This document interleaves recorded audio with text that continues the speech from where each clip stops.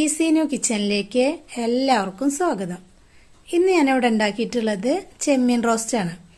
കാണുന്നത് പോലെ തന്നെ നല്ല ടേസ്റ്റാണ് ഇത് കഴിക്കാനായിട്ട്. എളുപ്പത്തിൽ തന്നെ ഉണ്ടാക്കിയെടുക്കാനും പറ്റും. അപ്പോൾ ചോറിൻ്റെ കൂടെ മാത്രമല്ല, ഇത് ചപ്പാത്തിയുടെ കൂടെയൊക്കെ കഴിക്കാനും നല്ല ടേസ്റ്റാണ്. അപ്പോൾ നമുക്ക് ഇതെങ്ങനെ ഉണ്ടാക്കിയെന്ന് വീഡിയോ ഒന്ന് കണ്ടു നോക്കാം. ഇതിനായിട്ട് ഞാൻ 1/2 കിലോ ചെമ്മീനാണ് എടുത്തിട്ടുള്ളത്. ഇനി ഇത് നല്ലപോലെ തൊണ്ടൊക്കെ കളഞ്ഞ് വൃത്തിയാക്കി എടുത്തതിന് ശേഷം കാണിക്കാം. ഞാനിതിൻ്റെ തലയൊന്നും എടുക്കണില്ല കേട്ടോ. തല ഇങ്ങനെ മാറ്റി കളയുകയാണ്. എന്നിട്ട് തൊണ്ടൊക്കെ ഇതുപോലെ കളഞ്ഞെടുക്കാം.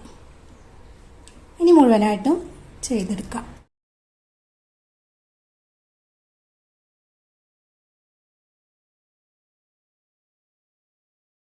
ഇപ്പൊ ചെമ്മീനൊക്കെ ഞാൻ നല്ല പോലെ തന്നെ ഉപ്പൊക്കെ ഇട്ടിട്ട് ഒന്ന് നന്നായിട്ട് ഉരച്ച് കഴുകിയിട്ടുണ്ട്.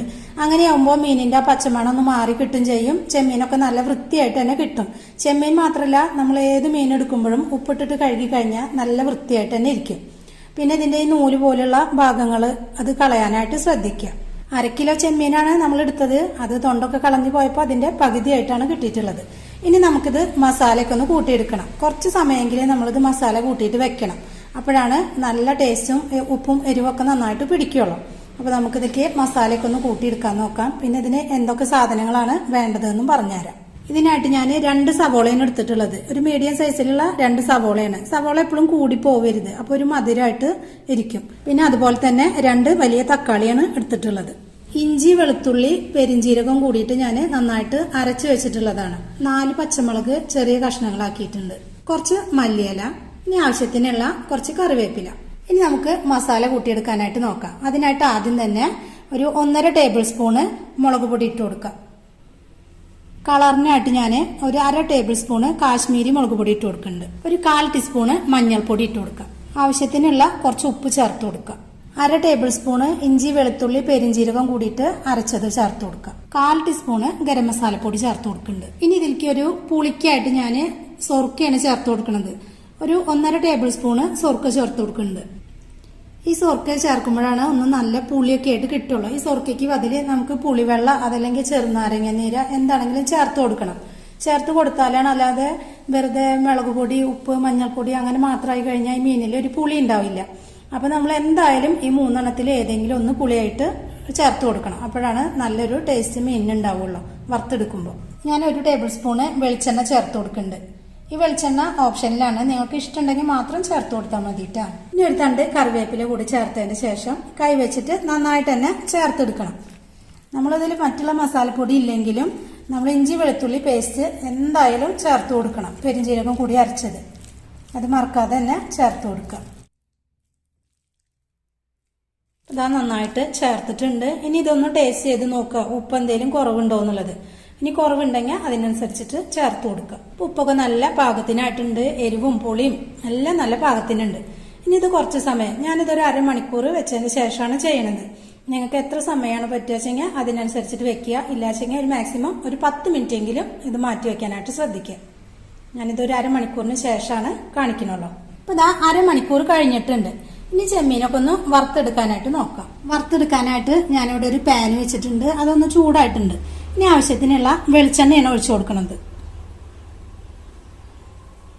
ഇനി ചെമ്മീനൊക്കെ നമുക്ക് ഇതിലേക്ക് ഇട്ട് കൊടുക്കാം. തീ അധികമായിട്ട് കൂട്ടി വെക്കരുത്, അപ്പോൾ നന്നായിട്ട് തന്നെ കരിഞ്ഞു പോകും.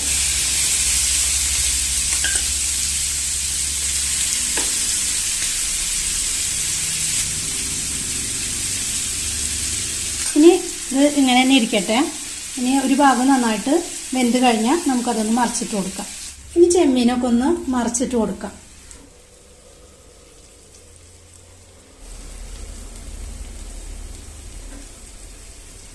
ഇത് മുഴുവനായിട്ടും മറിച്ചിട്ടതിന് ശേഷം കാണിക്കാം. അപ്പോൾ ആ ചെമ്മീനൊക്കെ ഓരോന്നായിട്ട് ഞാൻ എല്ലാ ഭാഗവും മറിച്ചിട്ട് കൊടുത്തിട്ടുണ്ട്. ഇനി കൂടുതലായിട്ട് ഇങ്ങനെ ഡ്രൈ ആക്കി എടുക്കേണ്ട ആവശ്യമില്ല. ഇനി നമുക്ക് ഈ ചെമ്മീനൊക്കെ ഇതിൽ നിന്ന് കോരി മാറ്റാം.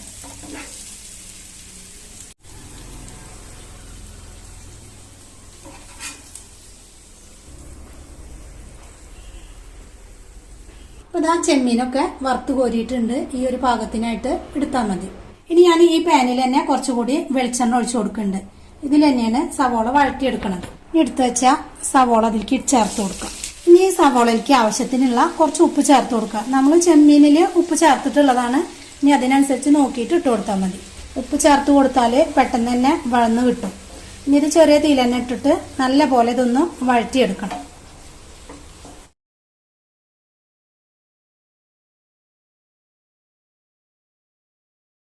അപ്പോൾ ഇതാ സവോളയൊക്കെ നന്നായിട്ട് തന്നെ വഴന്ന് കിട്ടിയിട്ടുണ്ട്. ഇനി ഇതിലേക്ക് നമുക്ക് ഇഞ്ചി വെളുത്തുള്ളി പെരിഞ്ചീരകം കൂടിയിട്ടുള്ള പേസ്റ്റ് ചേർത്ത് കൊടുക്കാം. 1 ടീസ്പൂണ് ഇഞ്ചി വെളുത്തുള്ളി പേസ്റ്റ് ചേർത്ത് കൊടുക്കാം. ഇനി ഇതൊന്ന് പച്ചമണം മാറുന്നത് വരെ ഒന്ന് നന്നായിട്ട് ഇളക്കി കൊടുത്തതിന് ശേഷം നമുക്ക് തക്കാളി ചേർത്ത് കൊടുക്കാം. ഇനി അടുത്തതായിട്ട് തക്കാളി ചേർത്ത് കൊടുക്കാം. അതിനോടൊപ്പം തന്നെ നുറുക്കി വെച്ച പച്ചമുളക് ചേർത്ത് കൊടുക്കാം. ഇനി ഇതും നന്നായിട്ടൊന്ന് വഴറ്റിയെടുക്കണം.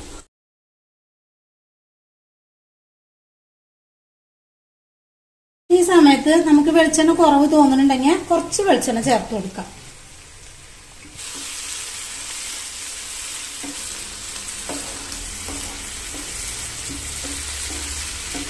അതാ നല്ല പോലെ തന്നെ തക്കാളി സവോളയൊക്കെ നന്നായിട്ട് വാടി വന്നിട്ടുണ്ട്. ഇതുപോലെ തന്നെ നന്നായിട്ട് വാടിയിട്ട് വേണം പൊടികളൊക്കെ ചേർത്ത് കൊടുക്കാനായിട്ട്. ഇനി തീയൊന്ന് നന്നായിട്ട് കുറച്ച് വെക്കുക. കുറച്ച് വെച്ചതിന് ശേഷം നമുക്ക് പൊടികളൊക്കെ ഒന്ന് ചേർത്ത് കൊടുക്കാം. തീയൊക്കെ നല്ലപോലെ കുറച്ച് വെച്ചിട്ടുണ്ട്. ഇനി ഒരു 1/4 ടീസ്പൂണ് മഞ്ഞൾപ്പൊടി ഇട്ട് കൊടുക്കാം. ഒരു 1/4 ടീസ്പൂൺ തന്നെ ഗരം മസാലപ്പൊടി ചേർത്ത് കൊടുക്കാം. 1/2 ടീസ്പൂണ് ചിക്കൻ മസാലപ്പൊടിയാണ്, അത് ചേർത്ത് കൊടുക്കാം. ഇതിലേക്ക് ആവശ്യത്തിനുള്ള ഒരു 1.5 ടേബിൾ സ്പൂണ് മുളക് പൊടി ചേർത്ത് കൊടുക്കുന്നുണ്ട്. ഇനി ഒരു കളറിനായിട്ട് ഞാൻ കാശ്മീരി മുളക് പൊടി 1/2 ടേബിൾ സ്പൂൺ ഇട്ട് കൊടുക്കുന്നുണ്ട്. ഇനി ഇത് നല്ലപോലെ തന്നെ ഇളക്കി കൊടുക്കാം. കാശ്മീരി മുളക് പൊടി അധികം എരിവൊന്നും ഉണ്ടാവില്ല, അതാണ് ഒരു 1/2 ടീസ്പൂൺ ഒരു കളറിന് വേണ്ടിയിട്ട് ചേർത്ത് കൊടുത്തതാണ് കേട്ടോ. ഇനി എരിവ് നല്ലവണ്ണം കൂടുതൽ വേണ്ടവർക്ക് മാത്രം ഇത്ര ഇട്ട് കൊടുത്താൽ മതി. കുറവാണെങ്കിൽ അതിനനുസരിച്ചിട്ട് നോക്കിയിട്ട് ഇട്ടാൽ മതി. ഇനി ഇതൊന്ന് പച്ചമണം ഒന്ന് മാറി വരട്ടെ. ഇതിലേക്ക് 2 തണ്ട് കറിവേപ്പില ഇട്ട് കൊടുക്കാം. ഇട്ടൊന്ന് ഇളക്കി കൊടുക്കുക. കുരുമുളക് പൊടി വേണമെങ്കിൽ ചേർത്ത് കൊടുക്കാം കേട്ടോ. ഞാനിപ്പോൾ അത്യാവശ്യം എരിവൊക്കെ ഉണ്ടല്ലോ, അത് കാരണം അത് ചേർത്ത് കൊടുക്കണില്ല.